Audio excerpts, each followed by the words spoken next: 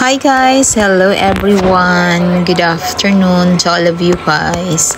Yes, guys, i-flex ko lang. Ito yung aking pinagawa sa Pilipinas. Kumbaga guys, itong video na to is nung gumagawa pa lang ng aking window, yung aking bintana ba na salamin. So ayan. Yan guys yung kumbaga pinagawa ko sa probinsya namin. Tapos guys, yung aking gin-hire na is talagang taga Masbate pa yan. Ayan. Medyo may kamahalan sa province magpagawa ng guys ng ng ganyan na sliding. Salamin naman kasi siya at with with the screen. So pinauna muna yung bintana guys, kahit na hindi pa siya na finishing. So yan, pinauna ko muna guys dahil sabi ko kahit papano magawa na siya para kahit papano masilungan nila kahit hindi pa siya na finishing ba.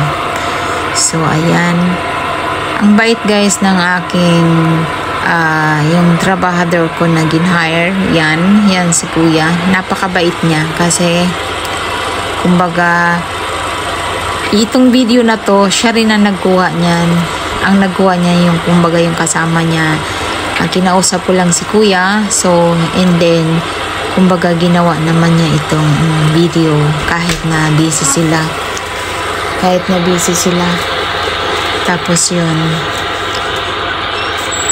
meron pa rin ng kumbaga nakuhanan pa rin ng video kasi nga hindi mautusan yung aking mga kamag-anak sa Pilipinas ng ganito mag-video. Kaya mabuti pang ibang tao mautusan mo, mapakisuyuan mo. Ang kamag-anak mo, ayan, pahirapan pa bago kuha ng video. Mabuti pa si kuya kasi ayan, talagang kung ano yung ginagawa niya talagang nakuhanan yung video. At yan naman yung palakad-lakad dyan, yan yung aking kapatid sa tatay. So ayan, kung bakit guys may blue yan, kasi hindi pa tinanggal yung blue. Pero nagtataka ako sa mirror ko kasi kita magsalabas ka kita din. Pag ang tao matutulog sa loob, kitang-kita din siya. Guys, itong bahay ko, napakalawak yan. Ang lawak ng bahay na to. Pag nakikita ko, para ako naguguluhan. Parang hindi na sa ayos yung talagang gawa ng bahay. Tapos yan naman guys, yung screen dyan kumbaga sa pinto. Guys, magtataka kayo, wala akong kapitbahay yan, hindi makita kasi kumbaga na parang nasa gitna kami ng palayan. Ayan, medyo makalat pa kasi nagpapagawa nga. Then marami din mga kalat-kalat na mga visitors, nandiyan mga bata, mga tao, marami. Ang iba dyan, kapatid ko at yung papa ko nandyan din, hindi ko makita. Tapos yan guys, kahit pa paano may upuan din sila kahit hindi pa yari kasi sabi ko nga lagyan ng upuan kasi sabi ko saan magsiupuan. Kumbaga yan ang sinainan ko sa kanila para kahit pa paano kumbaga ayan, yung maganda rin guys yung screen na yan, maganda rin. Pero nagtataka lang ako guys kasi nga pinalagyan ko ng screen. Ayan, super kalat. Pag gano'n naman talaga pag nagpapagawa ng bahay, ang lawak. Kaya guys, itong bahay na to hindi ko pa nakikita yan until now. Ilang beses na ako umuwi ng Pilipinas, hindi ko pa nakikita itong bahay kong ito. Kaya sabi ko pag uwi na naman kami sa probinsya. Ayan, gusto ko sabi ko makita. Ayan guys, ang mga harap niyan is mga nyug.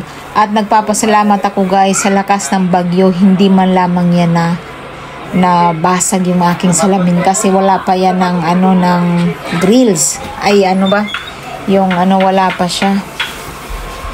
Wala siya ng yung bakal ba na pang ano sa bintana para hindi pasukin. Oo, meron nga siya ng screen. Pero yung bakal, hindi ko pa napalagyan. Pero salamat talaga dahil hindi yan natamaan ng malakas na bagyo. Lalo na marami dyan nun. Ang daming mga kahoy dyan pero hindi po yan natama. Nagpapasalamat talaga ako kay Lord. Dahil kahit papano, ang bahay ko, hindi man lang siya na ang bubong guys na color of ang talagang napuruhan. Pero itong salamin, salamat talaga, nagpapasalamat ako sa Panginoon kahit paano hindi nabasag kasi malang pagbili ko niya ng mga salamin na yan. So, salamat naman. Thanks talaga kay Lord. Dahil hindi niya pinabayaan yung bahay ko. Na hindi ko pa yan nakikita guys, sa totoo lang. Kaya bala ko talagang umuwi next year. Ayan, meron din palang bahay doon sa kabila. Pero yun nga guys, nasa gitna kami ng palayan. Pero mas pinili ko yan guys sa bahay kasi gusto ko. Ayan, busy ang aking trabahador na napakabait. Papasalamat ako yan. Kahit malang binayaran ko yan, at least solid naman yung kanilang pagtrabaho. Ayan. Yan guys ang aking mga kasama ko dyan ng mga tao. Mga ano yan, mga bisita siguro yan. Hindi ko alam. Ayan.